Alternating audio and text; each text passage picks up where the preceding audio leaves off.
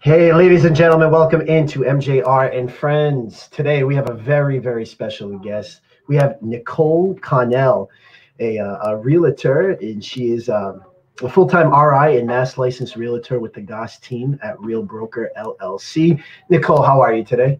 I'm doing good. How are you? I am doing good. I'm super excited for this. You're definitely an inspiration to a lot of people. I've seen you over the past year, and definitely inspired me. And I know people listening to this podcast are definitely going to be inspired to hear your story. So before we get into it, you can check out our pages down below. And right now we're going to pop up Nicole's, and you can check out, that's all of her info, everything, her email, her phone, her 300 websites, her Facebook, YouTube, everything. You can check all of those out below just to ask her questions, or if you need to sell a house, buy a house, do something, you can definitely check her out here. But Nicole, let's get right into it. What's your story? Who are you? What's your story? All right. Well, so I've been doing real estate for about 6 going on 7 years now. So I kind of have a little bit of a background as far as different types of things I actually did in real estate. So I started off, I got my real estate paralegal, well, not real estate, I got my paralegal license at a community college here in Rhode Island. So CCRI, got my paralegal degree, and I knew I always from day one wanted to be a real estate agent. I knew that was my goal. I knew that I wanted to work for myself, but I didn't really back then have the steps on how to actually achieve that. So after I got my degree, I landed my first job in real estate, which was actually commercial real estate. And I realized commercial real estate is a completely different ballgame compared to residential. So I only did that for about a few months for commercial. And I decided to try to pursue residential. And after a couple of months of doing the commercial, I actually ended up landing a job as a residential real estate paralegal, where I worked for a title and closing attorney's office. And basically with them, what I did was everything from after the offer actually gets accepted. So once the real estate agents already negotiate the deals, the terms, and already under contract, that's when I would take over the file and basically just communicate with the loan officers, with the realtors, with the buyers and sellers, and kind of get everything in the ball rolling to get them to that closing table. So I did that for a couple of years in Rhode Island, and I actually moved to Florida for about a year and a half, about 15 months. I moved to Florida, and I actually did real estate down there in Florida as well too. Wow. Which, yeah, and Florida is actually completely different than Rhode Island, let me tell you. It is a complete different ballgame. I believe it. Oh, yeah. And I actually worked for an investment company down there. So not only was I doing, not only was it just a different state, it was a complete different type of real estate field. Investment is totally different. And they were doing investment in wholesale. And that's completely different than just regular residential buying and selling. So that was very interesting. It was actually really fun. I actually really did enjoy it. And I thought I was obviously going to live in Florida forever because, you know, we all know the weather's great down there. Everything's beautiful down there. Not today with the snow. Right, right. Down there. Right. I would love to jump on a plane right now with the snow and just get down to Florida in the warmth. Right. Yeah. When you say it was, oh, sorry, continue. Sorry. No, it's okay. What were you going to say? No, I was just going to say, when you say it's obviously very different down there, do you mean that in a better way? Like, did you enjoy it more doing it down there, or do you actually enjoy it more here? So I actually enjoy it here more for multiple reasons. One being Rhode Island being so small, I know the state from the back of my hand. Like, I know where I am at all times. You know what I mean? Mm-hmm. So being able to assist buyers and sellers better here than I was in Florida, because Florida obviously is just, one, being new down in Florida, I didn't really know where I was 24/7, and just it was harder to understand the law down there too, because real estate law down there is a lot different than here. It's a lot more tedious, especially when it comes to investments. Now with investments, you're talking a lot of violations, a lot of liens, a lot of judgments on properties that I would have to figure out on how to clear that off a title, where you don't get that much here. When you do a real estate transaction here, the most that's typically on title is a payoff for a mortgage, which is simple. down there was just a lot more that actually went into a transaction. It took a lot more time to actually do a transaction than it does here, in my opinion, anyways. Obviously, I'm sure Florida paralegals or Florida real estate agents that have been doing it for many, many years, I'm sure, it's very easy to them now, but that was the biggest difference for me, for sure. Of course. I'm still learning how to get around Rhode Island, so I give you credit. I don't know where I am in Rhode Island still. But joking aside, what the next point is, what got the ball rolling for you? And what I mean is, obviously, when people start businesses, when people go into new careers, there's always 90% of the time, there's always a slow roll into everything, getting into the community, getting the momentum going. But what changed from year one to year two? What got the momentum? What got the ball rolling for you? And how did you do that? And Yep. So it was definitely a slow process for me. It was a lot slower than I actually wanted it to be. It took me a lot to actually get fully into it. But after we decided to move back home to Rhode Island, that's when I actually decided to take my real estate class, because I was trying to look for a job here when we actually moved back, my husband and I, but I couldn't find anything that I really wanted to do. I was really sick of that 9 to 5, knew I really wanted to be my own boss, work for myself, and be a full-time realtor. So I took the class, and I took that class, I want to say in 2018, the end of 2018, October of 2018, I took it. And it actually, within that time, once I took the course, I know that, commissions are very sporadic. And once I actually got my license, I knew that it's probably gonna take me a long time to actually get that commission check. So I'm like, okay, I can't just go straight into being a full-time realtor. I need a side job. So I ended up actually finding a new attorney's office to work with for a little bit. And I just wanted to do it part-time, because once I got my license, I wanted to focus a lot of my time on being a realtor. So I got that job at the end of 2017. And in April of 2018 is when I actually took my test, got my license, and still continued to work part-time for this company. And that's when I joined a brokerage office. So this will basically start my first year as a realtor in 2018. April of 2018 is when I got that license.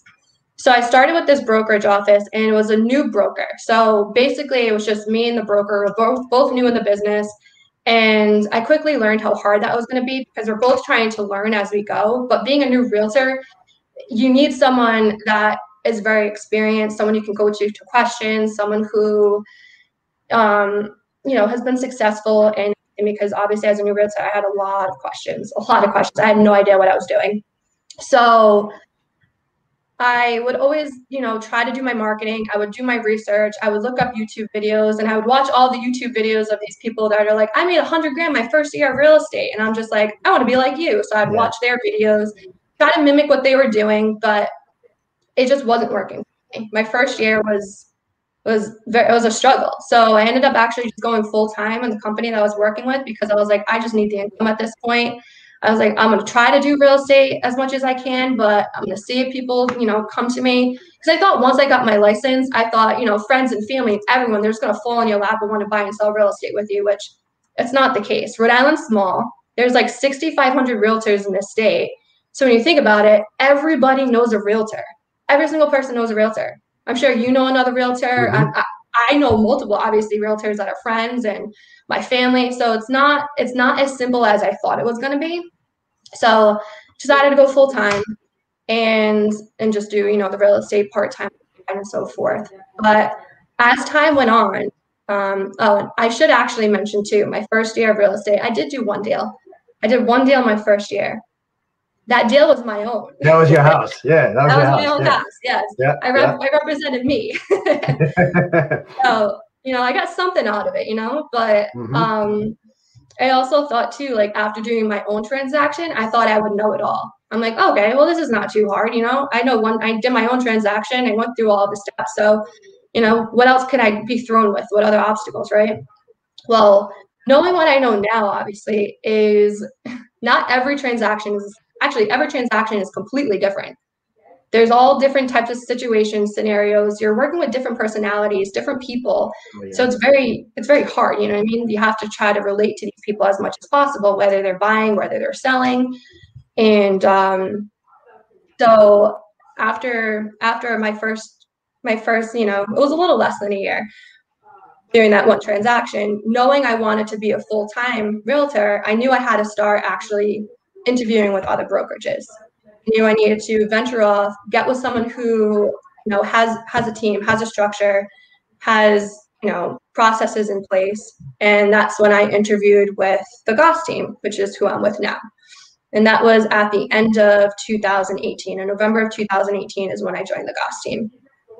All right. A couple follow-ups to you. My first question is kind of a funny one, but what's the dynamic with the other real estate agents? Like, do you feel it's competitive, or do you feel like with you it's more of we can work together? Obviously, we have our own goals, but we can learn from each other. What do you think the dynamic is with that?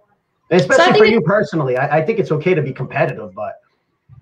Well, obviously, you know, as realtors, being in such a small state of Rhode Island, we're all competing against each other. It's all competition, right? But, you know, once you get into contract with another realtor, you both have the same end goal. You're both trying to get to that closing table, because if I'm representing a buyer, my goal is to get that buyer to purchase that home and, you know, have a new home to live in. And the realtor who's representing the seller, their end goal is to get that seller that money to move on, you know? So it always obviously depends who you're working with, you know, because even realtors, we all have different personalities. We all have different mindsets and everything. So sometimes it could definitely be a struggle. You know, you do have your some that you'll kind of butt heads with, but at the end of the day, your goal is the same as each other. You're both just trying to get to that end table. So essentially, you know, you're going to work out as whatever you can to get to that closing table for your clients. Both have our clients' best interest in mind. You know? So, absolutely. You know, obviously things are going to happen along the way, but absolutely. Is there any certain learning books or courses that you took that were just like game changers? And even if it's not real estate, but was there any game changers that you learned from a certain book, audio, podcast? Do you have any of those at all? Oh yeah. So before I even started real estate, and still to this day, my number one podcast, YouTube, that I actually listened to was Tom Ferry. So I'm not sure if you heard of him, but he's like one of like the biggest real estate entrepreneur, just businessman out there that he just has really, he actually motivated me to get my license, because he was the first person I actually listened to while I was in the process of getting my license. Even before I was getting my license, he was the main person that actually motivated me to push forward. But him, and also as far as like business wise, like helping with me as growing as a business, helping with my mindset, personal development. I listen to Ed Milet a lot. So my two main people are definitely Tom Ferry and Ed Milet. I do encourage anybody who is going into real estate or has any interest in real estate to listen to them too, especially Tom Ferry. I've been to conferences for Tom Ferry before, multiple actually, and they're game changing. They just really help you, one, with your business, two, as a realtor, just with like everything, objection handlers, how to talk to clients, because, you know, at first I didn't really understand like how to actually, I guess, communicate correctly with clients and with buyers and sellers and try to get their business. And listening to him has really helped with that. All right. That's awesome. That's awesome. Yeah. Let's get into the Goss team. Tell us about how you got with them and what made them stand out compared to the others that you might have interviewed with. Yep. So I did interview with a couple, but the reason why the Goss team stood out to me was just by the processes, the structure, the tools, the technology behind the team. Like when the team leader was going over everything that his team had to offer, I was literally mind blown, coming from a brokerage who was brand new, up and coming, who didn't have all of this. I didn't have like a website at first, or actually with the first brokerage, I didn't have a website. I didn't have a CRM, which I come to find out a CRM is like basically the building blocks of your business. If you're a realtor and you don't have a CRM, you're not going to be successful in this business. Your CRM basically has all of your clients in it, has, you know, who to call per day, and just all of their information, follow-ups, and it's just literally the only way you'll be successful is having a CRM. So speaking with the team leader, I, you know, got information on the CRM, on how the website and the marketing tool the types of ads that they run and the lead generations. And I never even had leads before. I never got leads before. So I was the only type of way that I was getting business was from my own social media, like trying to market. That wasn't really working for me, clearly. And so just basically the marketing, the structure, they have an admin who basically takes care of all of the marketing for the team and making sure that all of our documents and everything are in place. And it was just, I knew that there was a lot of structure, and I like structure. I like someone keeping me accountable. I like the structure. I like having process. So when I heard all about that, and I also did my research on them too, and I saw, how many transactions their team did a year, the volume that they did a year, and I was like, wow. I was like, I feel like this will definitely be very good for me, especially since my end goal was to be full time. Mm-hmm. So being with them compared to the broker that I was with previously, going from one transaction, I went up to 14 with them, 14 transactions once I moved over to the Goss team with $6 million in volume. Yeah. That's amazing. So I did a huge jump, a big jump. Yeah. Yeah. Let me ask you this. Do you see any differences between RI and Mass? Was there different licenses you had to get or trainings at all, or pretty much similar? It's pretty much similar. So the cool thing about Rhode Island and Mass is that they're reciprocal states. So honestly, once you take the class and you pass the test in Rhode Island, all I had to do was really fill out the application, obviously pay my fees because they all want their money, right? So I had to pay my fees, pay my dues. And then once they approve the application, then I get my Mass license. And that's the same with, I could do the same with Connecticut, and I could also do the same with Florida as well too. All of them are. So if I wanted to get my Connecticut license, I would just have to pay and fill out that application too. You brought up a really interesting question I'd like to ask you. And if it's not possible, let me know. But what's obviously with COVID, things had to be done differently. I'm sure you had to do meetings, even if it's virtually, I'm assuming. Did you do any meetings virtually? Yep. So I took a lot of my meetings through Zoom meetings. Mm-hmm. I utilized Zoom a lot when COVID first started. And I gained a lot of clients actually through that process too of doing Zooms, because it's one thing talking on the phone to somebody, but when you can actually have that face-to-face interaction with them, I feel like those clients will gain more trust with you because they can actually see you as a human rather than just seeing you as a random person on the other side of the phone. So we definitely did a lot of Zoom meetings when COVID first started. Do you feel that was actually more of a benefit? Did that allow more flexibility for you? Was that, or do you didn't really see that big of a difference with that? No, it definitely did, because obviously I don't really, the travel time is cut down, the gas is cut down, because you just go on through Zooms and you just send them a link and they can go right onto their phone. A couple of my clients were actually out of state that were moving to Rhode Island from out of state, so it was actually benefited them too, because they wouldn't be able to come to Rhode Island just to meet me. So that's why Zoom was a really big asset for me when that first started happening. But I mean, I do like meeting people face to face. Like right now that it's kind of dying down a little bit and we're able to go places, I do meet clients. If they're comfortable, I meet them. If it's a listing appointment, obviously I'd have to go to their house and I meet them there. All the safety precautions, so still wearing the mask, hand sanitizer, all of that. And then if it's like a buyer's meeting, I like to just meet them at like a local coffee, like a Panera or something, and just grab them a coffee and we'll sit there and talk. But if they're not comfortable with meeting face to face, then we just do Zoom. I always ask them in the beginning of the what they.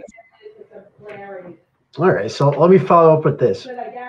Since obviously, I think a lot of industries have been affected by obviously COVID, but they've been enhancing and using the Zoom, Skypes.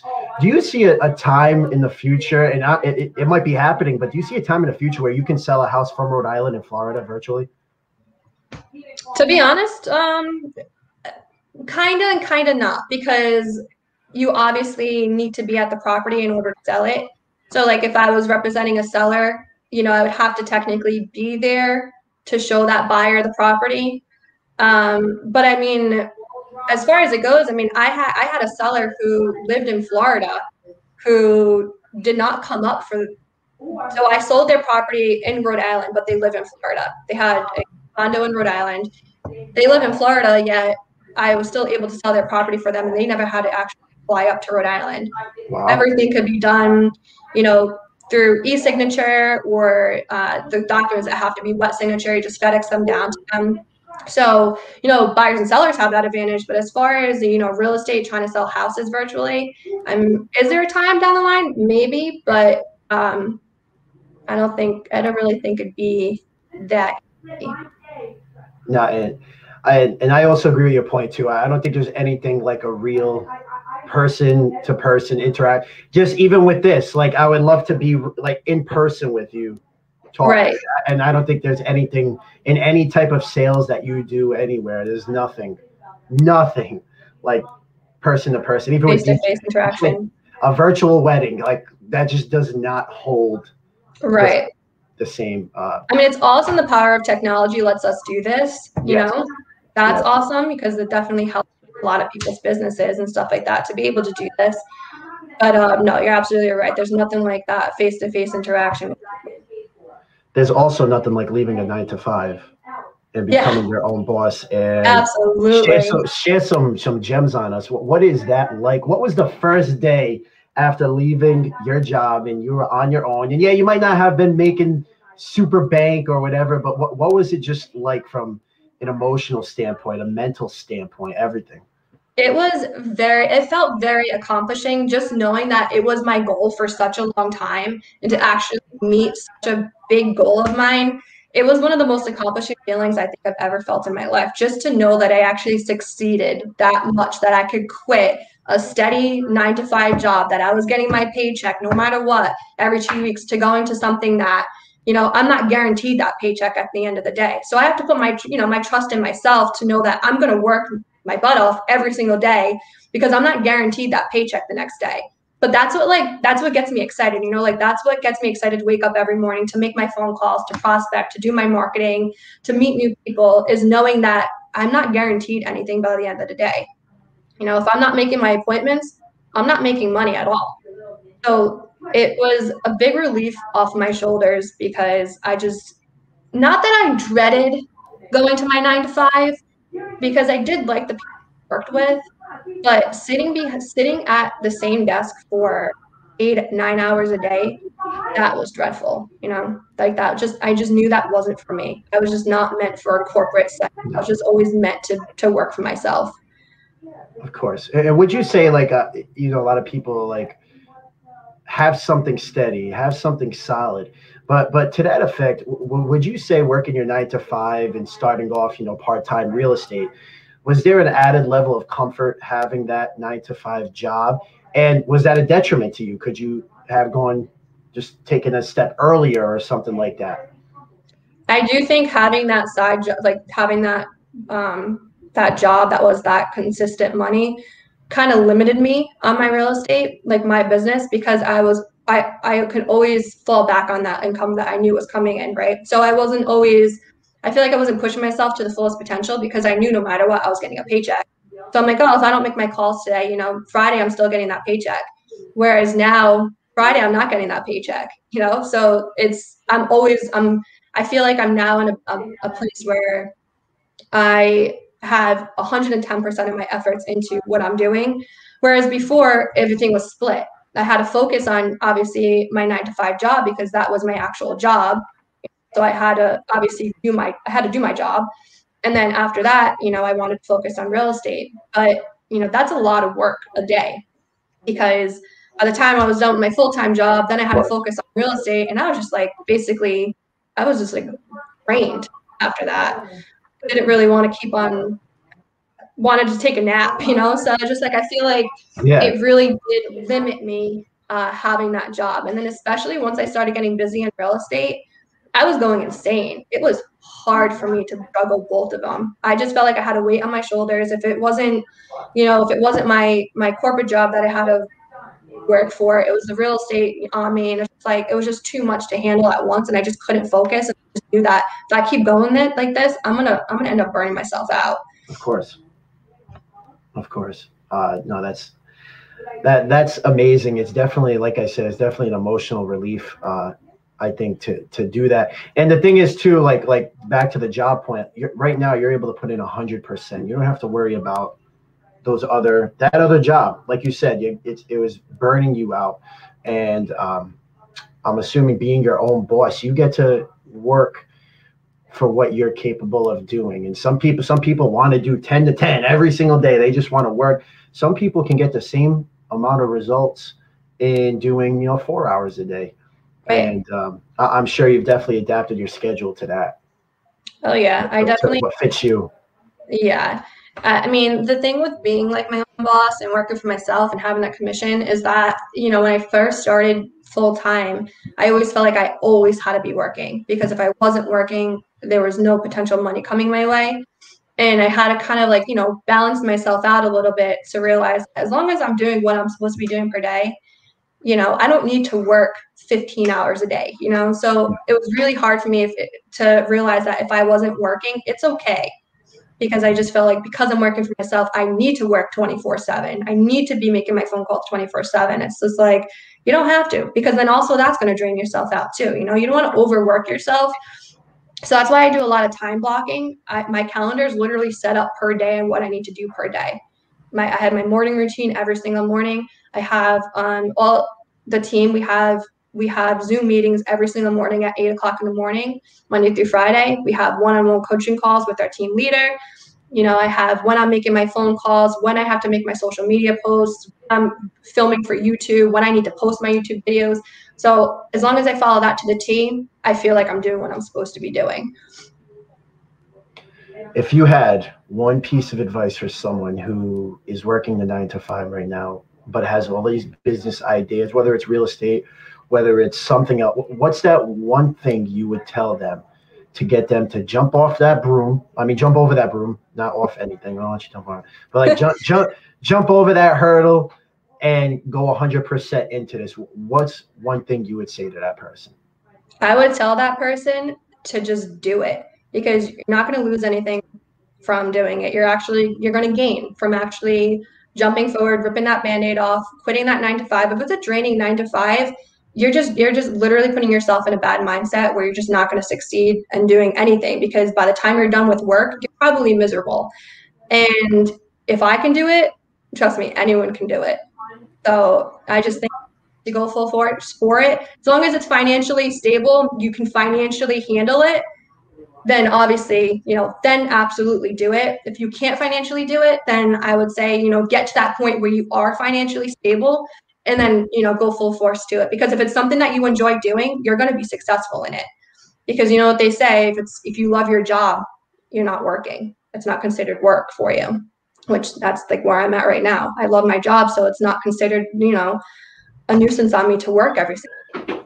I really love what I'm doing. So it doesn't feel like a job. All right. Tell us, what are the steps to get licensed? If there's someone out there interested in real estate listening to this and they hear your story, what's the steps for them to get licensed? And if you have any tips for them to get that license? Yep. So the first step would obviously be take the class. So here in Rhode Island, it is a 45-hour course from an accredited school, and they want to make sure it's an accredited school because there are scams out there online, especially now, because when I took it, Rhode Island didn't offer online classes.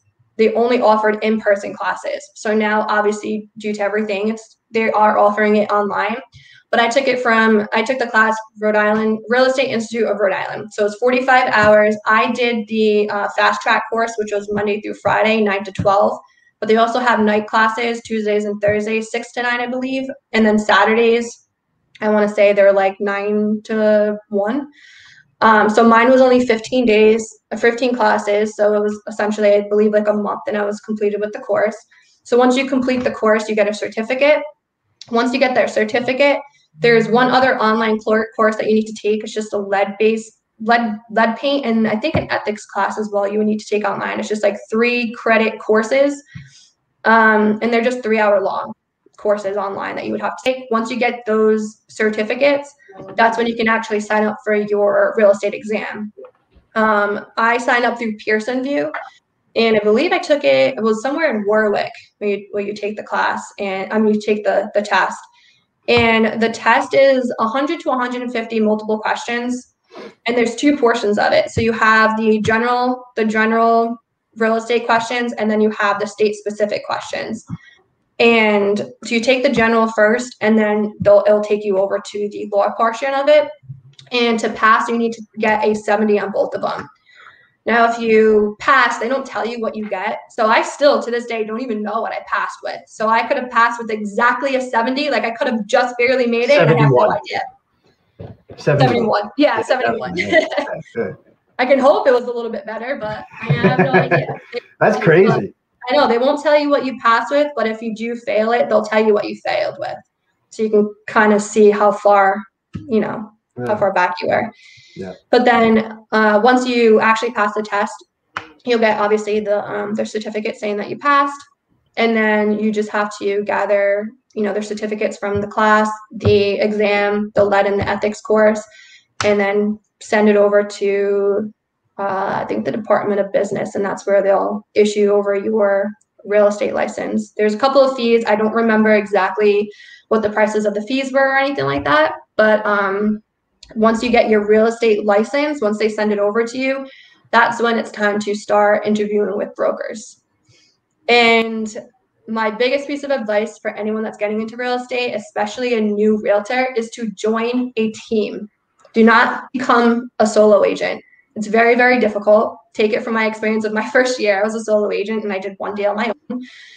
But joining a team and having that. Very big deal. It was a very big deal. It was a big deal. Being my own. It's pretty big, yeah. Actually, 2 people are involved in that. No, don't forget Mr. Chris. Yeah, don't forget Mr. Chris. Yep, he was involved too. Yep, he just followed me along. He just did as I say. Sign this. Yep. No, it was exciting though to have obviously my first transaction be my own. And then the funny thing is my second transaction, like my second real transaction, was my sister. Was Kayla. Kayla and Aunt. Yep. So awesome. Yeah. And how many of you've done 15, I think you said? So total 15 would be including my own, but once I became full-time, it was 14. Wow. No, that's pretty amazing stuff. This has been awesome, Nicole, and you can check her out at everything down below. Nicole at the Goss team, Nicole Connell sells RI, and then also Nicole Connell sells MA.com. She's on Facebook, Instagram. You can check her out. Before we go into our final segment, anything else that you'd like to talk about? No, I just think that right now the market's super healthy. I mean, supply and demand, inventory is low, demand of buyers is high, but interest rates are so low and values of homes are going up. So it's a pretty healthy market. So I think now if anyone is ever interested of getting into real estate, go for it. Now is the time. Now is definitely the time to do it. Absolutely. And that's the one point I forgot. Last year, I remember seeing on something that it was a record year. Record year for now. Is that true, or did I see that wrong? Just in terms of houses sold or houses bought? I'm not 100% sure if it would have been. I'm not really sure, to be honest. It was a record of inventory. Yeah. Okay. That's maybe what it was. Yeah. So right now we only have like a month's worth of supply of inventory in the market. So like every day, for instance, like 120 houses are newly listed. There's like 100 in that day that are sold. So it's kind of staying steady, but there's only like 800 and something houses on the market, which is super, super low. So it is really struggling for buyers right now just because of how low the inventory is, because chances are whatever house that buyer's putting an offer in on, multiple other buyers are putting offers in on that same exact property. So it's hard for buyers, but I mean, it's great for sellers. But obviously with values being so high, the interest rates are super, super low right now. So buyers are still taking advantage of the low inventory. That's why of the low interest rates. That's why there's so many buyers out there. And then sellers are taking advantage of the high values that they can get for their home because they can cash out on a lot of proceeds right now. So, but we hope and pray that by spring and summer, there's going to be a lot more inventory. It'll hopefully stabilize the market. Hopefully interest rates will still stay fairly low. So then, it'll be a good market for both buyers and sellers. Do you see a trend in age of people buying? Because based off just social media, just based off from me, I feel like I've seen so many more, 25-year-olds under buying more houses lately. Is that really the trend, or is it still an older market? Nope, a lot. It's right now, it's like a millennial market. Like all the millennials are buying houses right now, buying or selling. There is a lot of first-time home buyers right now. And I actually work with a lot of first-time home buyers. I feel like that's who I attract. I don't know if it's because I'm a millennial myself, but that's basically who, the people I attract, especially because obviously a lot of my friends too, they're buying their first home. They're my age. And so it's definitely a lot of the younger crowd right now. And then plus with rates so low, buyers are getting pre-approved for a lot more than they could, back a couple of years ago. So why I think a lot of younger buyers are starting to jump on the bandwagon of purchasing their first home. Wow.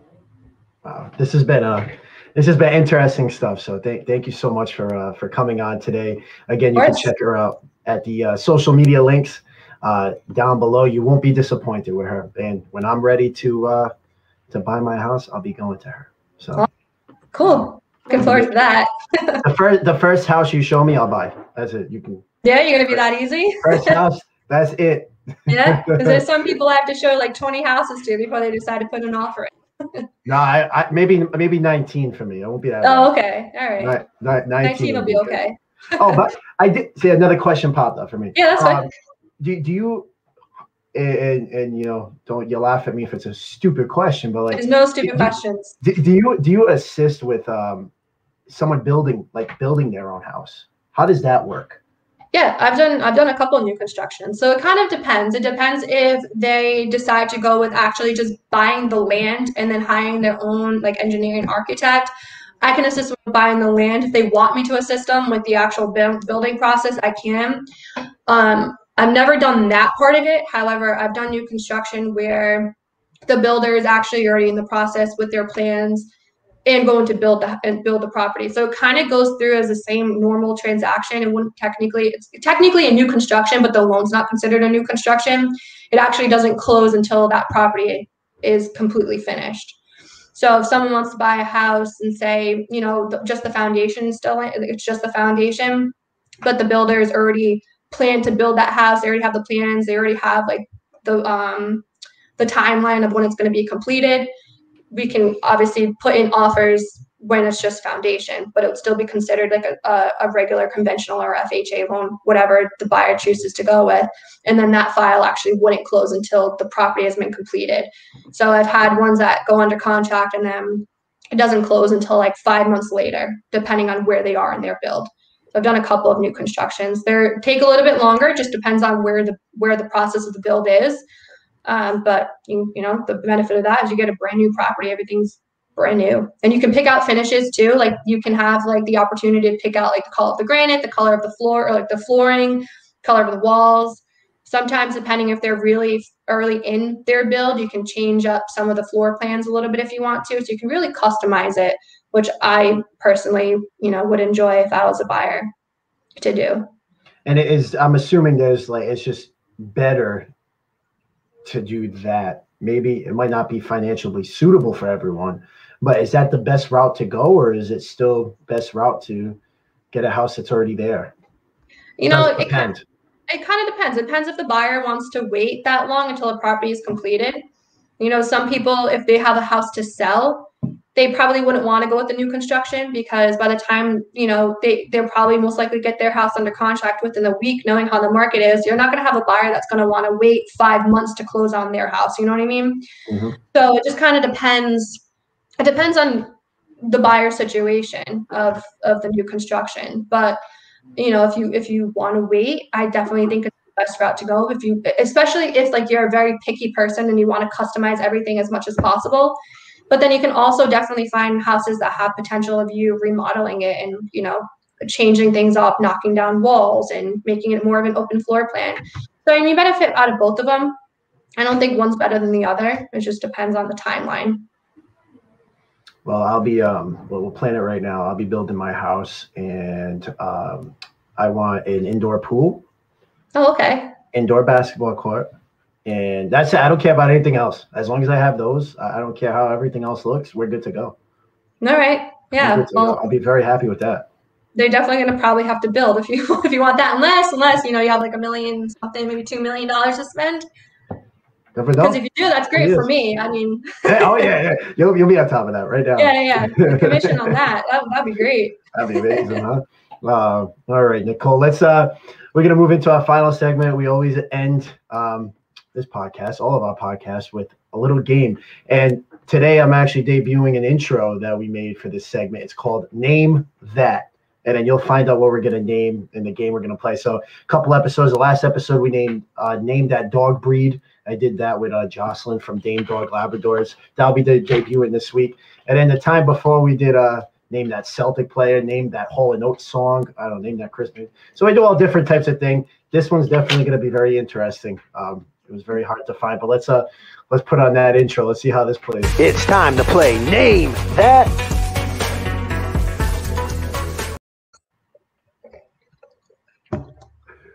Name that what? I'm nervous. It's just name that. That was my DMX voice I did on that. So today's game, it was very hard. I was sitting there, I'm doing research last night. I'm like, what can we name? So I came with this. Name that acre. Jeez. I'm going to show a picture of a property. And you have to How am I supposed to do that? I don't know. Use your realtor mind. I don't know. Oh, geez. Name that acre?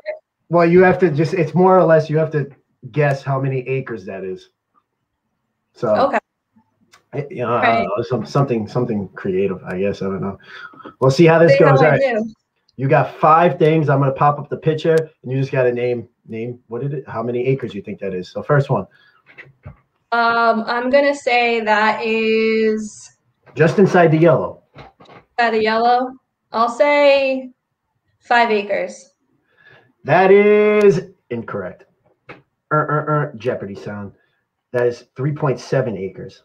Oh, man. You were close, though. That was pretty. Yeah, that was pretty close, yeah.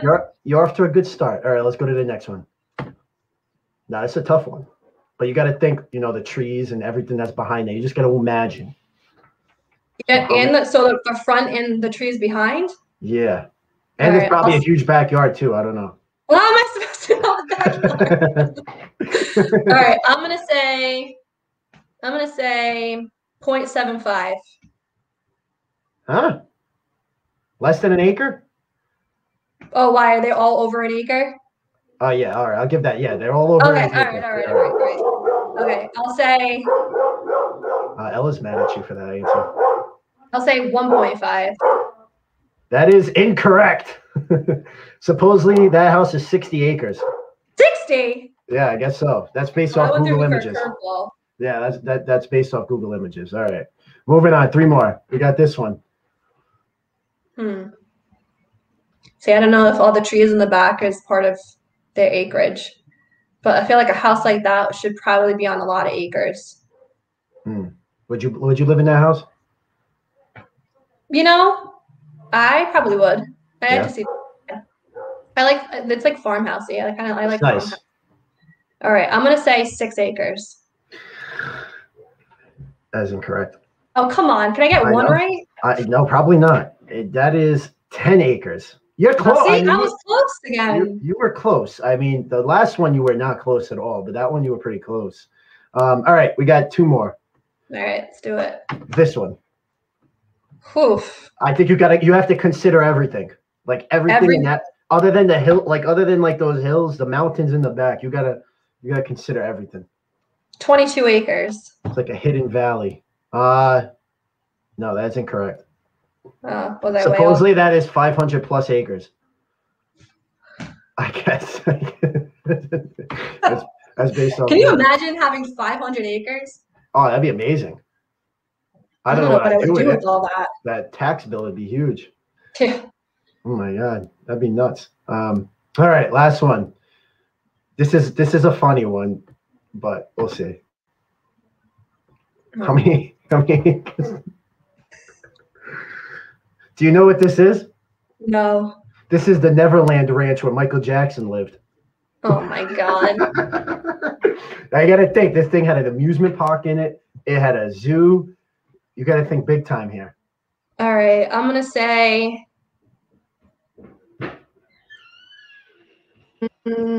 Oh God. Oh, God is not an acceptable answer. I'm trying to think. I'm like, am I too low right now? Like, let's go with. Oh, I'm really trying to think here. 10,000 acres. Whoa, that is incorrect. Come on. Incorrect. Supposedly. Way off. Oh yeah, you're way off. Brutally off. Supposedly that is 2,700 acres. Oh, okay. You know, I was gonna say 1,500, but then I was like, I was like, I'm gonna go extreme here. And that is the end of. Let's play the intro one more time. It's time to play Name That. All right, got to work on Failed that. miserably on that one, huh? That's okay. 0 for 5. That was one of the worst performances yet on the show. But that's okay. I'll give you a bonus one. Ready? Can you tell me what this is? Can you name? Well, we're gonna use. All right. It's an easy one. All right. Tell me who this is. Name that. That's Scooby-Doo.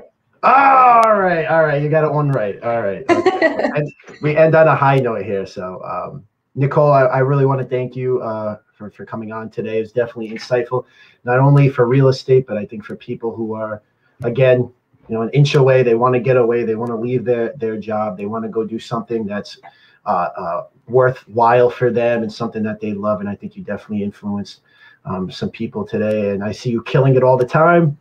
Hopefully we can have you on again to talk actually about the state of real estate and some other things. And Absolutely.